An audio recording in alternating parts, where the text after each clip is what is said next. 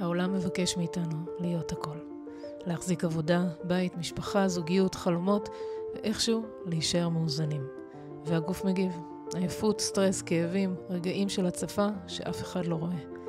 אז אנחנו מתחילים לג'נגל. בין רופאים, בדיקות, טיפולים, חלק עוזר, חלק פחות, ובסוף תמיד יש משהו שחסר. נראה שאף אחד לא רואה אותנו באמת. אני דוקטור סיה זרף, וגם אותי שנים לא ראו באמת.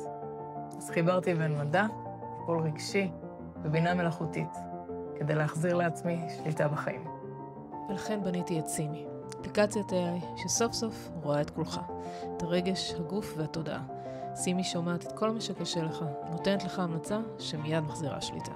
בעבודה, בבית, בזוגיות, פחות סטרס, יותר ודאות, והחלטות הרבה יותר קלות. מה קורה לבריאות שלך?